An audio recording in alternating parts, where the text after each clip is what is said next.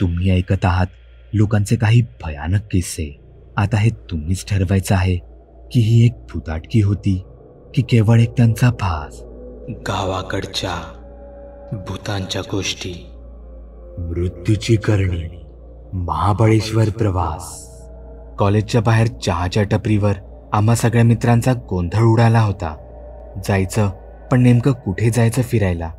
ठिकाण असं असलं पाहिजे की इतक्या दिवसात परीक्षेसाठी केलेल्या अभ्यासाचा संपूर्ण तणाव निघून जावा आणि सगळ्यांना भेटलेल्या सुट्ट्यांचा आनंद लुटता यावा.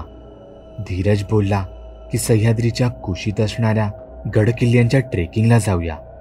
पण सोहम बोलला, नाही रे, गेल्याच वर्षी गेलो नाही का आपण? विसरलास का? पाय खड्ड्यात अडकून मुडपला होता. 4 दिवस तुला चालता येत नव्हतं. तुला कसं आम्ही घरी आणलं आमचं आम्हालाच माहीत. नको नको, ट्रेकिंग नको. कुठेतरी चांगल्या ठिकाणी आपण जाऊ. सूरज बोलला, चला मग गोव्याला मस्त समुद्र किनाऱ्यावर एन्जॉय करू.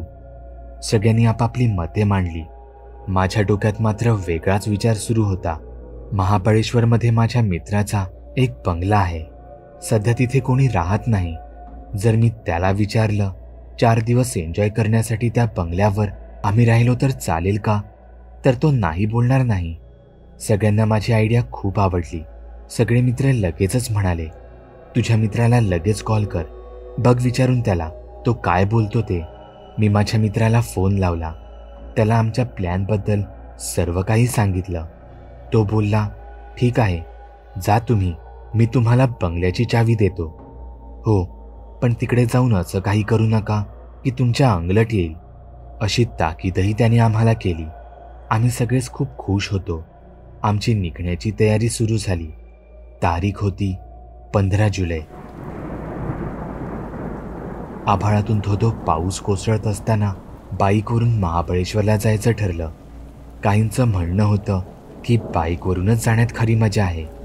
प्लॅन दुपारी 12 वाजता निघण्याचा होता. पण धीरजचा फोन आला की त्याच्या काकांचा अपघात झाला आणि तो त्याच्या काकांना हॉस्पिटलमध्ये घेऊन गेला. धीरज बोलला, हॉस्पिटलमधले सगळे काम उरकले की मी येतो. धीरजची वाट बघून आम्ही वैतागलो होतो. घड्याळात 4 वाजले तरी धीरजच्या येण्याचा पत्ताच नव्हता. म्हणून मी पुन्हा त्याला फोन लावला तर तो बाईकवर माझ्या बाजूला येऊन थांबला. आम्ही सगळे मित्र त्याला बोललो, काय यार धीरज, दुपारी 12 वाजता जाण्याचा प्लॅन आणि तू आता येतोयस? घड्याळात बघ, 4:15 वाजले. आपण कधी निघणार आणि कधी पोहोचणार? पोहोचू रे, चला निघूया, धीरज सहज बोलून गेला. मला मात्र एक वेगळीच भीती वाटत होती. रात्रीचा प्रवास आणि त्यात आज अमावस्या. पण सगळेच खूप उत्साहात होते म्हणून मला काहीच बोलण्याची हिंमत झाली नाही. आमचा महाबळेश्वरला जाण्यासाठीचा प्रवास सुरू झाला. आम्ही सूर्याच्या प्रकाशात वाईमध्ये पोहोचलो. प्रकाश असल्याने वाईपर्यंत आम्हाला काहीच वाटले नाही. आम्ही वाईमध्ये चहाच्या टपरीवर गाडी थांबवली. धीरजने 4 चहाची ऑर्डर दिली, पण तो चहा बनवणारा माणूस आमच्याकडे एकटक पाहत होता. मला फारच कुतूहल वाटलं. मी त्या माणसाला विचारलं, का हो काका, असे का पाहताय आमच्याकडे? तो माणूस बोलला, कुठं महाबळेश्वरला का? मी बोललो, हो, महाबळेश्वरला चाललो आहे फिरायला. या दुचाकीवरून जाताना देव तुमचं रक्षण करो. लोक कारमध्ये जाताना घाबरतात आणि तुम्ही खुल्या मोटारसायकलीवर जाताय. आज अमावस्या आहे, जरा जपून जा पोरांनो. त्या माणसाचे बोलणे ऐकून मी अगदीच घाबरून गेलो होतो. पण धीरज मध्येच बोलला, ओ काका, उगीच काय घाबरवते आम्हाला? आम्ही जाऊ. आम्हाला कसं जायचं ते तुम्ही सांगू नका. चला रे. आम्ही गाड्या काढल्या. धीरजच्या गाडीवर सोहम आणि माझ्या गाडीवर सूरज असे आम्ही 2 बाईक्सवर 4 जण जात होतो. वाई सोडताच धोधो पाऊस सुरू झाला. पावसाच्या थंडगार पाण्याने आमचं संपूर्ण शरीर भिजून ओलं चिंब झालं होतं. धावणाऱ्या गाडीवरून लागणाऱ्या थंड हवेने शरीर कापत होतं. धीरजला अचानक लघवीला आल्यामुळे धीरजने गाडी बाजूला घेतली. मीही त्याच्या मागोमाग गाडी बाजूला घेतली.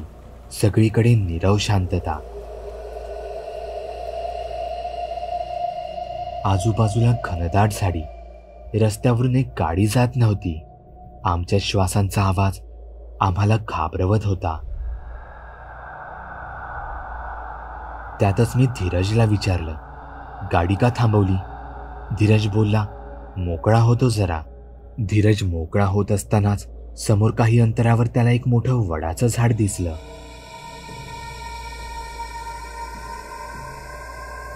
त्या झाडाच्या खाली लुकलुकणाऱ्या दिव्याचा प्रकाश त्याला दिसला. आम्ही बोलण्यात व्यस्त असतानाच धीरज त्या वडाच्या झाडाजवळ गेला.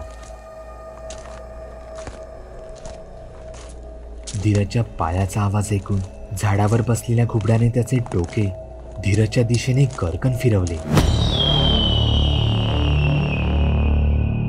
धीरजला पाहून घुबडाने ओरडत आकाशात झेप घेतली. धीरज खाली पाहतो तर एका पत्रावळीमध्ये काळ्या रंगाची एक बाहुली. त्या बाहुलीला आणि काही लिंबांना सुया टोचल्या होत्या. बाजूला एका मनुष्याच्या डोक्यावरचे काही केस आणि कदाचित त्याच्या हातापायाची कापलेली नखे त्यात ठेवली होती. थोडी सुकी माती आणि आजूबाजूला हळद कुंकवाने रिंगण केलं होतं. आणि सगळ्यात महत्वाचं म्हणजे त्या पत्रावळीत एक महागाचे चमकणारे सोन्याचे घड्याळ मन वेधून घेणारे होते. आश्चर्य म्हणजे ते वडाचे झाड इतके दाटून बहरलेले होते की इतका मोठा पाऊस असून सुद्धा त्या झाडामधून पाण्याचा एक थेंब खाली पडत नव्हता आणि तो दिवा अजिबात विझत नव्हता. धीरजला आधीच वेगवेगळ्या स्टाईलची घड्याळं हातात घालण्याची हौस होती. त्या चमकत्या घड्याळाकडे पाहून त्याला काय करावं आणि काय नाही काहीच कळत नव्हतं. तेवढ्यात मी धीरजला जोरात आवाज दिला, अरे कुठे गेलास? पाऊस कमी झालाय, तोवर निघू चल लवकर. माझा आवाज ऐकताच धीरजने कुठलाही विचार न करता त्या पत्रावळीमधले घड्याळ त्याने उचलले आणि स्वतःच्या हातात घातले. तो खूप खुश होऊन गाडीजवळ आला. आम्ही सगळ्यांनी विचारले, कुठे गेला होतास आणि गालातल्या गालात हसतोस काय? तर धीरज बोलला, काही नाही रे, चला निघूया. आम्हीही त्याचे बोलणे एवढे सिरियसली घेतले नाही. आम्ही सगळ्यांनी बाईक्स काढल्या व आम्ही आमच्या पुढील प्रवासाला निघालो.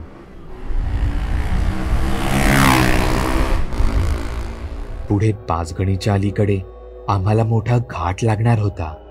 5 किलोमीटरच्या प्रवासानंतर घाट सुरू झाला.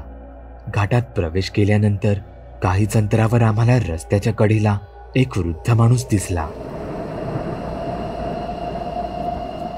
पाऊस लागू नये म्हणून डोक्यावर गोणपाट घेतलेलं, अंगावर बंडी धोतर, पायात कोल्हापुरी चप्पल. आम्ही जवळ जाताच त्या माणसाने आमच्या गाडीला हात केला. धीरजने गाडी त्या माणसाच्या जवळ नेऊन थांबवली. धीरज बोलला, का हो काका, इतक्या रात्री पाऊस पाण्याचं इथे काय करताय? तो माणूस बोलला, घाटाच्या पलीकडे माझं घर आहे, तिकडंच चाललोय, सोडता का मला? लय उपकार होतील तुमचे. त्या माणसाच्या बोलण्यासोबतच त्याच्या शरीराचा त्वचा जळाल्यासारखा दुर्गंध येत होता.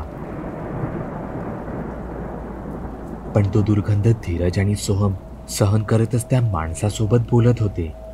त्या माणसाची धीरजला कीव आली आणि धीरज बोलला, बसा मागे, सोडतो तुम्हाला. धीरजने आणि सोहमने कशीबशी त्या माणसाला बसण्यासाठी जागा करून दिली. तो माणूस मागे बसला आणि दुर्गंध अजून येऊ लागला. काही अंतर पार करताच त्या माणसाच्या तोंडातून गुरगुरण्याचा आवाज येऊ लागला.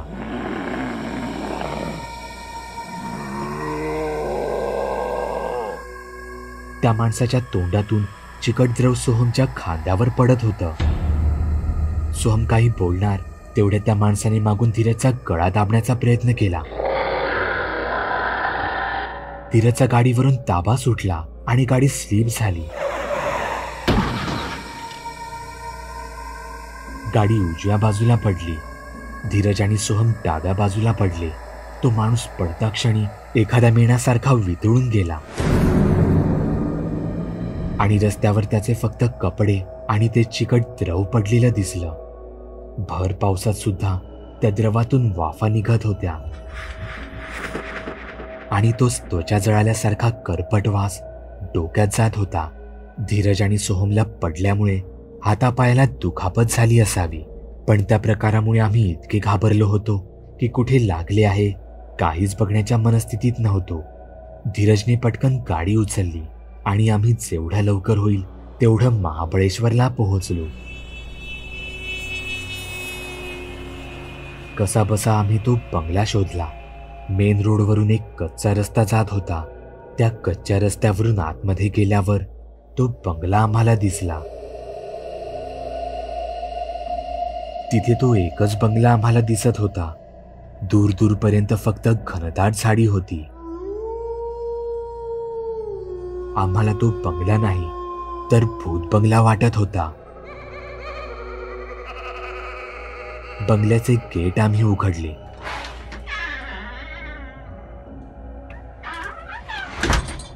अंगणात भले मोठे वडाचे झाड होते आणि त्या झाडाच्या पारंब्या सापासारख्या लटकताना दिसत होत्या. मी जसे बंगल्याचे दार उघडले तसा जोरात करकर असा आवाज आला.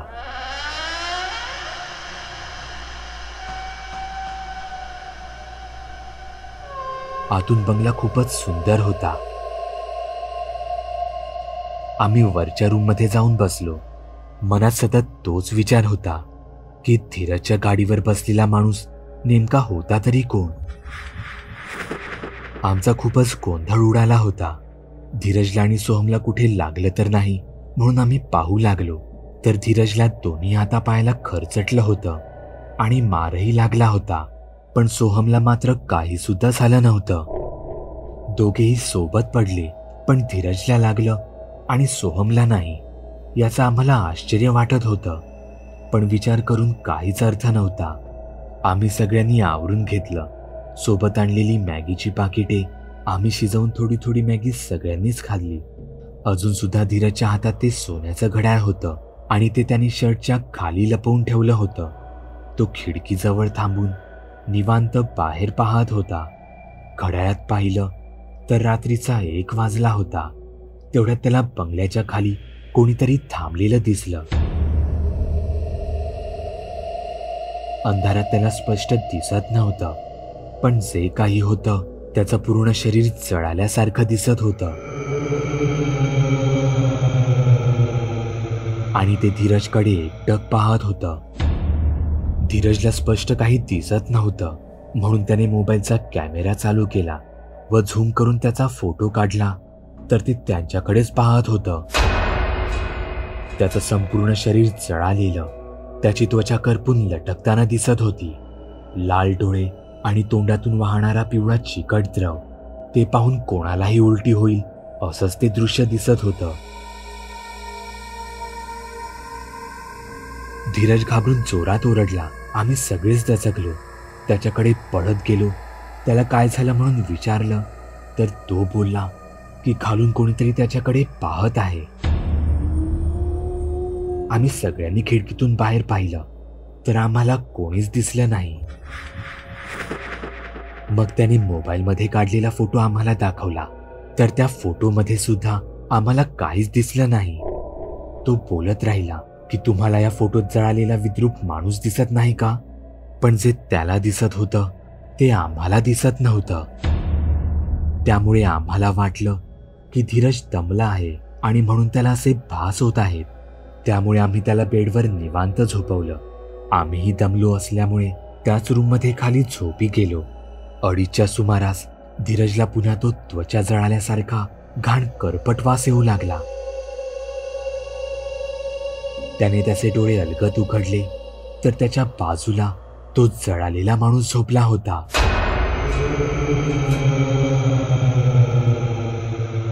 जो त्याला खिडकीच्या बाहेरून त्याच्याकडे पाहत होता. तो आताही धीरजकडे रागात पाहत होता आणि गुरगुरत होता.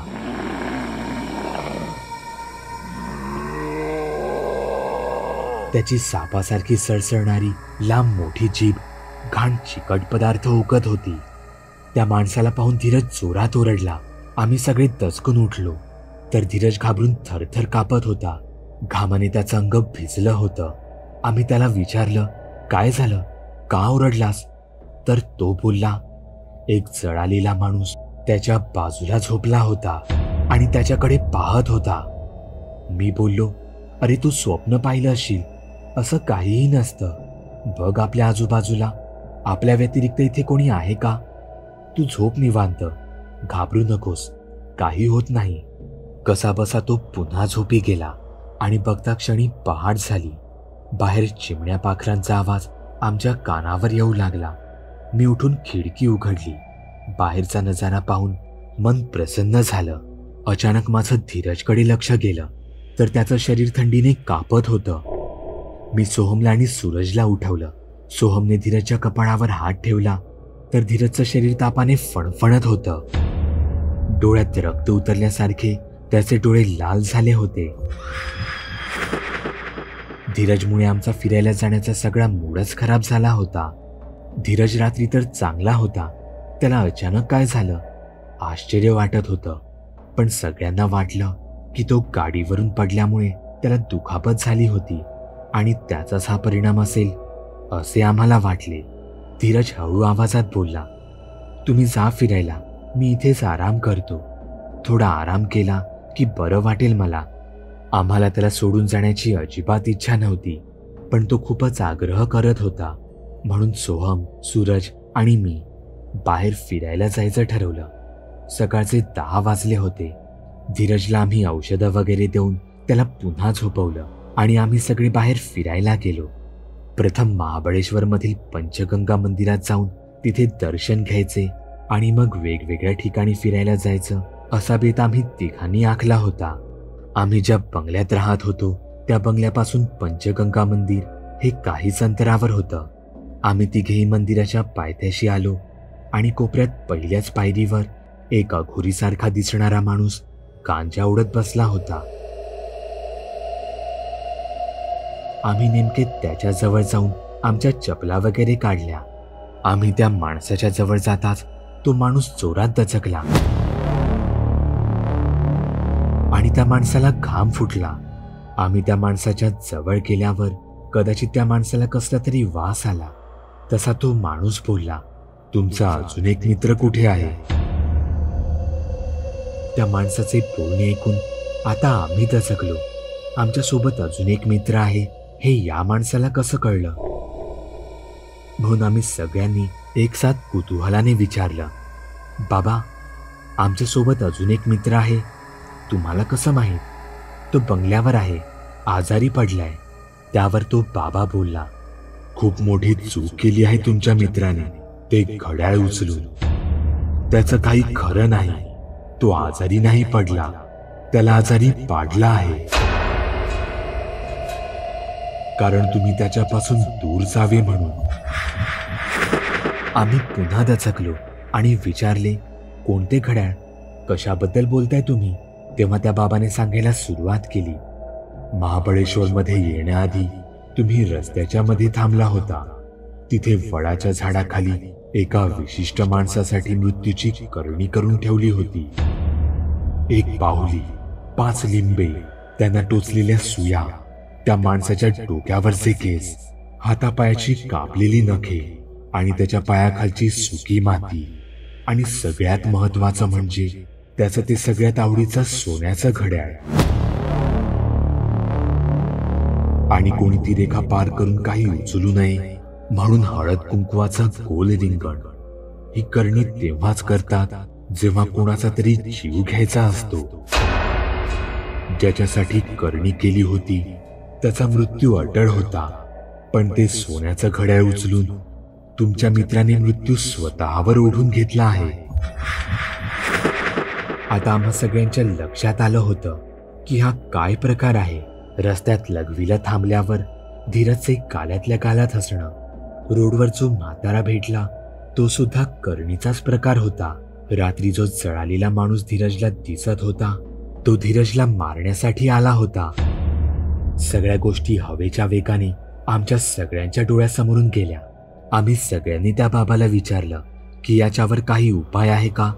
त्यावर तो बाबा बोलला की जितक्या लवकर होईल तितक्या लवकर तुमच्या मित्राच्या हातातले ते करणी केलेले घड्याळ कृष्णा नदीच्या पाण्यात टाकून द्या. तुमचा मित्र पुन्हा पवित्र होईल. त्या बाबाने आमच्या तिघांच्या कपाळावर कसला तरी पांढरा भस्म लावला आणि आशीर्वाद दिला की देव तुमचं रक्षण करू. आम्ही लगेच गाड्या काढल्या व बंगल्यावर निघालो. अर्ध्या तासात आम्ही बंगल्यावर पोहोचलो. जसे बंगल्याचे दार उघडले तसा बंगल्यात सर्वत्र धूर पसरला होता. आम्ही पळत रूममध्ये जाऊन पाहिलं तर धीरज खाली पडलेला होता. त्याचं सर्व शरीर जळून खाक झालं होतं. त्वचाची राख झाली होती आणि हाडांचा चुरा सोबत घाण करपट वास सुटला होता जो नाकाला आणि डोळ्याला सहन होत नव्हता.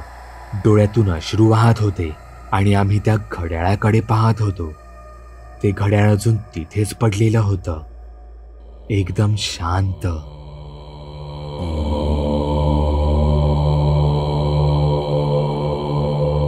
गावाकडच्या भूतांच्या गोष्टी.